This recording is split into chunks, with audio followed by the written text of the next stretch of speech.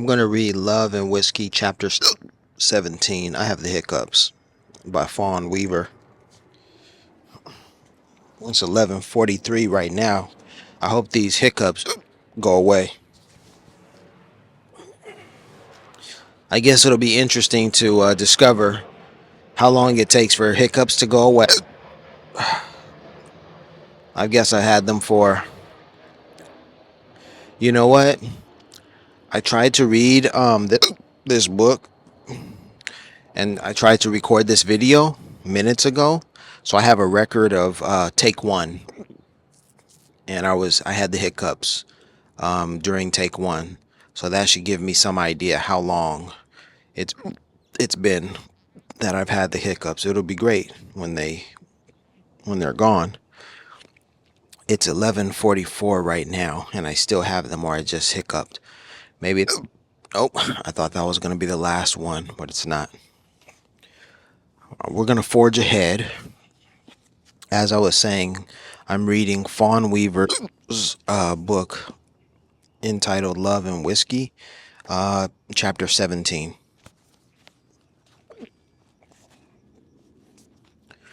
One Sunday in October, I asked the black elders of Lynchburg to come together at the Berry Chapel AME Church Fellowship Hall after church. I wanted their help filling out the family tree, not just for the Greens, but for every black family that had lived in Lynchburg. But more than that, I wanted to share this joy of discovery with them. I even hired a film crew to help me document their answers and stories.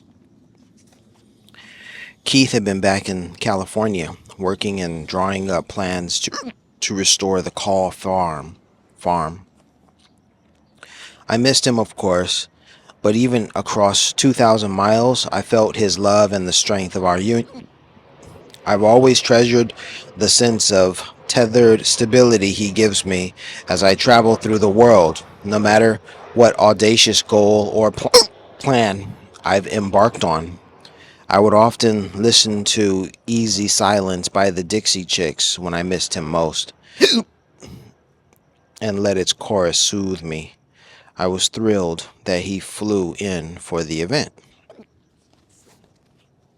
Miss Neat invited many of the black elders in town, expecting about 10 and hoping for 20. Instead, 30 odd people joined us and shared their experiences of growing up in Lynchburg and, in many cases, working at Jack Daniel's distillery.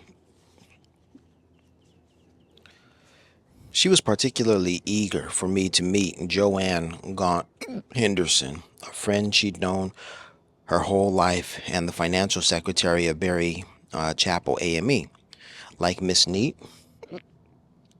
she was active in the local historical scene and had contributed many articles to the heritage of Moore County, the Moore County book I was coming to rely on.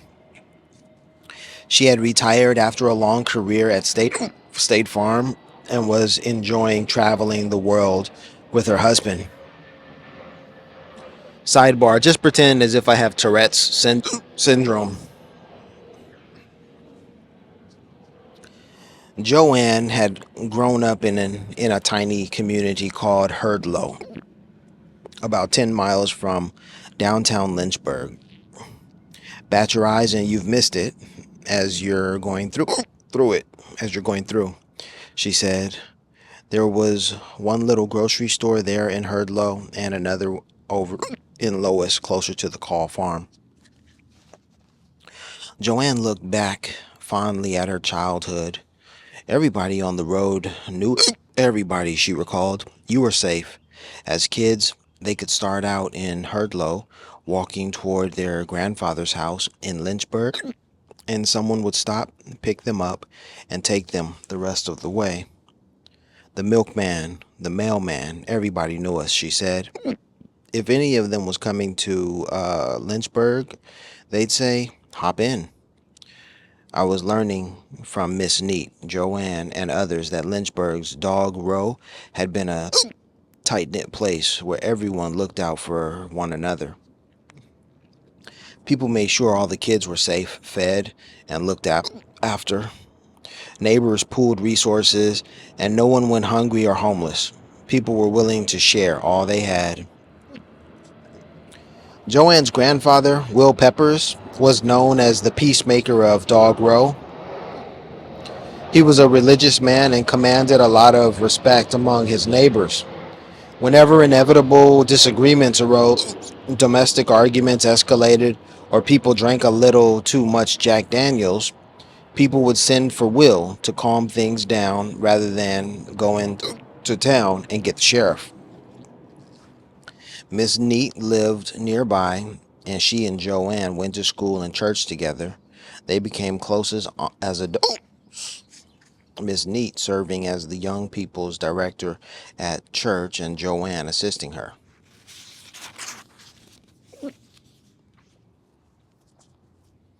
Joanne's family had done a lot of genealogy work and had its own rich history. She protested that she didn't really care for genealogy, at least not as much as Miss Neat, but she had penned enough entries about her extended family in the Heritage of Moore County book to chronicle a great deal of the black experience in the county. Besides, nobody cares about genealogy as much as Miss Neat did. The book's organizing committee asked everyone in the county to contribute memories about the church they went to, the schools they attended, and their parents, grandparents, and other ancestors. Most people were glad to contribute to a remembrance that could be handed down to the next generation. Joanne loved her copy, keeping it within easy reach and in perfect condition. Her grandchildren were more interested in their computers than a heavy book, but she was pleased it would be there for them when they wanted it. Miss Neat was excited for us to meet at Berry Chapel AME because one of her of nearest grandsons had married Joanne's mother's aunt. It was an indirect line, like Claude Edie and Miss Neat. She wasn't a direct descendant of Nearest, but her family had documented and could share their extensive family tree. After the church service, Stephanie and I unfurled the giant printed family tree we'd been working on, nearly as tall as I was in the fellowship hall. We had filled it out as best we could based on what Miss Neat could tell us. Standing at the front of the hall, I told the group how I'd come to Jack Daniel and Nearest Green's story. The article I read in Singapore, the copy of Jack Daniel's Legacy I devoured in LA, and my encounter with Judy Boyd Turgeon at the Moore County Library. Now that I had spoken with Jack's descendants and found some of Nearest, it was time to stop and check with the wider community. I wanted to make sure I was understanding their message correctly. One thing that I do with my books is look for accuracy, I explained. I plan to base myself out of Lynchburg and hold events like this with historians, collectors, genealogists, and anyone else who could tell me about Nearest and Jack. It seemed to me that whites and blacks in Lynchburg have a slightly different relationship than they have historically in other towns nearby. I said, especially big towns like Memphis and Nashville. Here, blacks and whites seem to treat each other like friends and family, with a kindness and an honoring of each other during an era when I hadn't expected that. Am I on the right track here? I saw nods and agreement. Would anyone say I'm not on the right track? A sea of aged faces looked back at me. No one seemed to want to speak up, or at least want to speak first. I pressed again.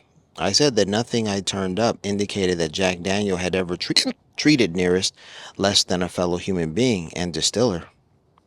Unless you guys tell me otherwise, I'll be writing a story of love and honor between Jack and Nearest, during a time in the South when that did not exist between blacks and whites, I said.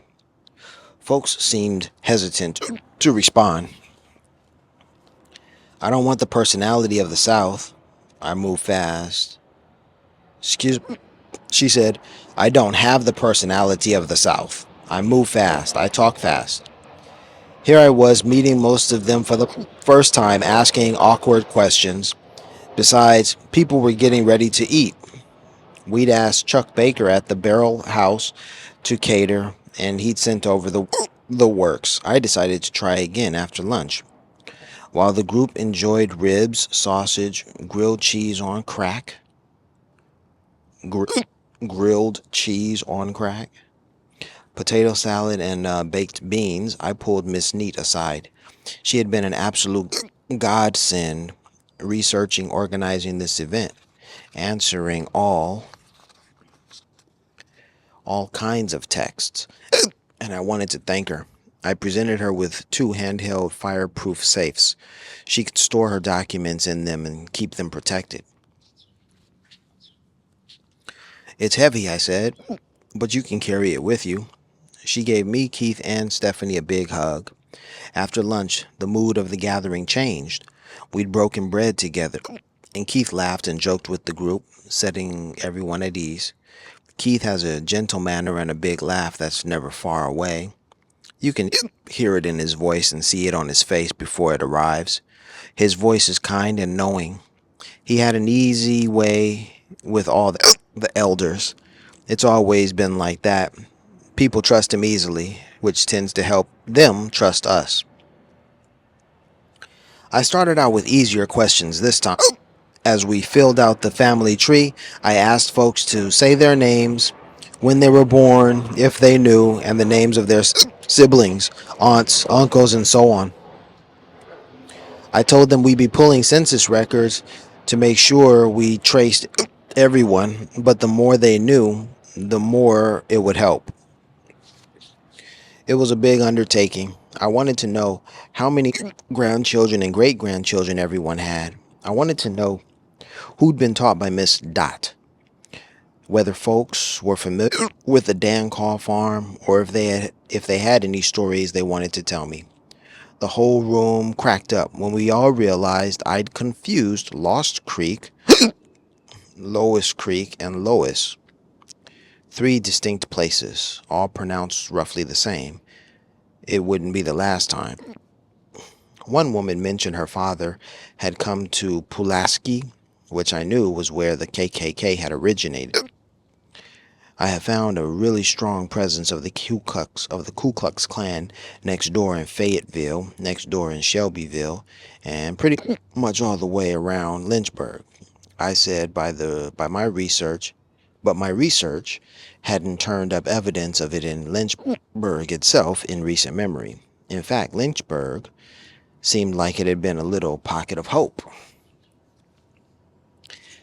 Have there ever been any sightings of the Ku Klux Klan in Lynchburg that anyone is aware of? I asked. I heard a chorus of no's, but this time I noticed one exception. Oscar, you're nodding your head, I said. Oscar McGee said he remembered some KKK members collecting change at the one stoplight in town near the library on a Saturday morning back in 1979 or 1980. They were asking for donations? I had to laugh a little bit at that pathetic image. As we as we went around the table doing the family trees, Reverend Dickie Sebastian and his wife spoke out about their observations of race in town. The pastor's wife had grown up in a rough town called Flintville, about half an hour away from Lynchburg. When black people went there, they were rocked out. She recalled, "Here is different from where I was raised." She was astonished when she came to Lynchburg and saw black people and white people getting along so well in comparison. She was particularly taken by the intermingling at funerals where blacks and whites would hug and comfort one another on their losses. I've never seen black and white people get along like that, she said. It's totally different up here. Her husband, the pastor, agreed. He had grown up in nearby Mulberry in Lincoln County, which is so close to Lynchburg. I was having trouble telling the two towns apart at the time. He'd gone to school in Lynchburg through the eighth grade. It was a lot different, he said. I just noticed how white people and black people got along so much better up here. And it wasn't like that in Mulberry. There weren't big problems in Mulberry, he added, but they weren't close like that. They were not close like that at all. Two people even told me about times when black children went to live with white families. One woman's father was taken in by a pair of white brothers after his father died. He kept that relationship until they died, she recalled. They'd eat together and go places together, so he was real close. And Oscar McGee, who was one of 12 siblings, mentioned being raised by William and Mary Stone, a white couple. They formed a lifelong bond, and Oscar saw William as a father figure and mentor. In the 70s, Oscar thought about joining the army to see the world, but William was dying. Oscar promised he would stay and take care of Mary. He kept his promise, living in an apartment over the garage until she passed away in 1988. Oscar found out the Stones had left him and his father 5 acres of land in their will. He later told me it wasn't uncommon in the Lynchburg area for white families to leave their land or a part of it to black people who worked for them. A lot of the land that had been passed on this way had now significantly increased in value. I was bowled over.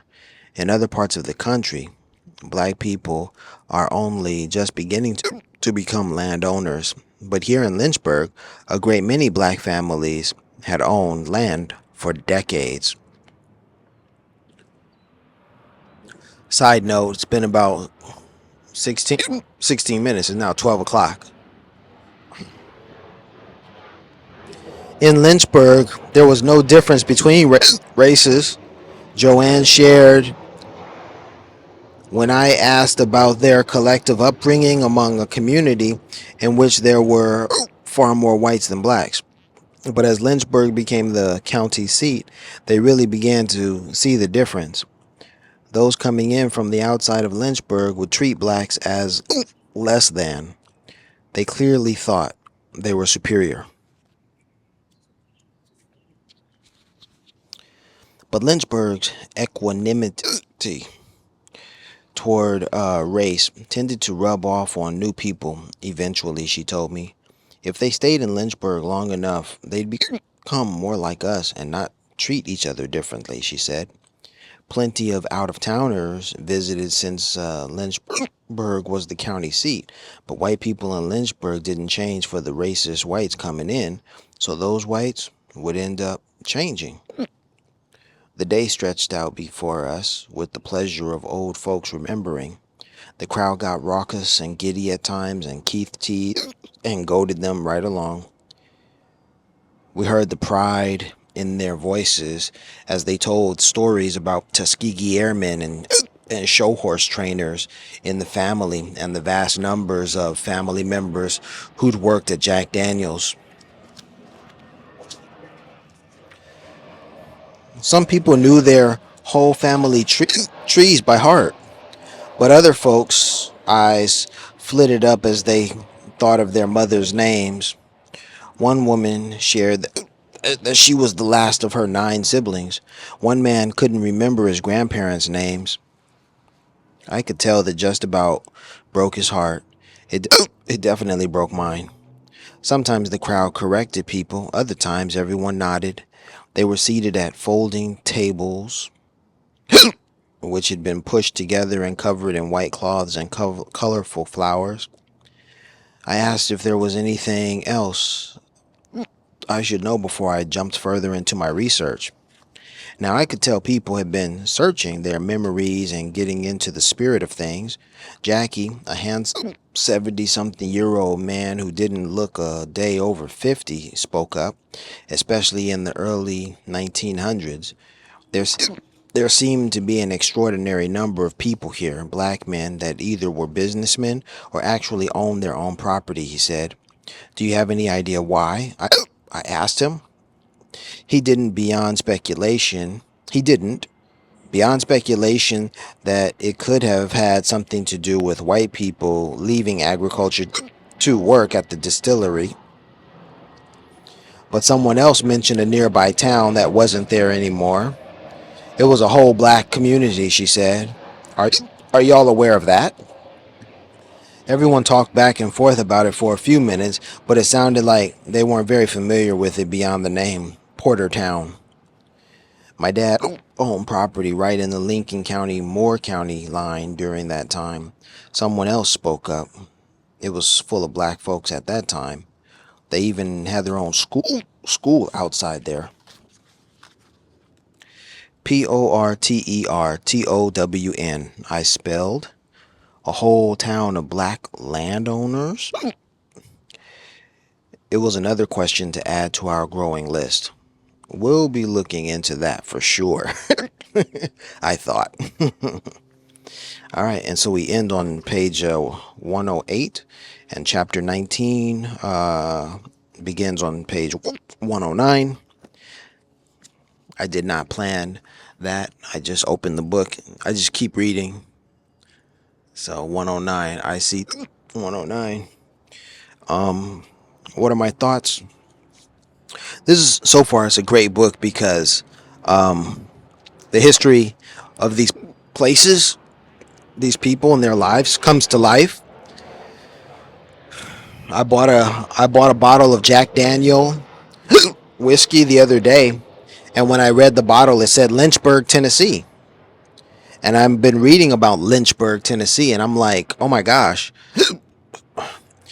I now know more about Lynchburg, Tennessee than I've ever known of about it. But then also to hold the bottle in my hands, it was like I'm holding history in my hands, or rather, I'm holding something that I have a connection to now.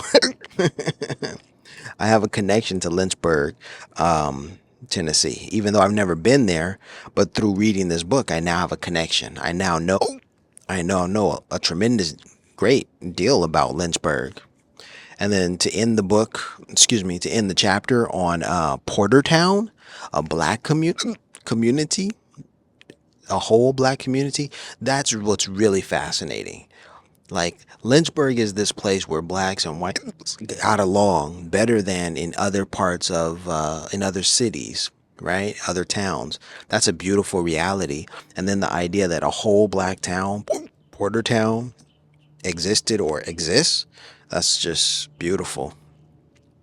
All right, so I'll continue reading, but for now I'm going to end this video. This is an excellent book that I recommend to learn about the history of a black man and a white man, their relationship, their friendship, and their working relationship as well during a turbulent time in America's history. Love and Whiskey by Fawn Weaver. When I finish the book, I'll make another review, or I'll have some more comments. Until then, I still have the hiccups.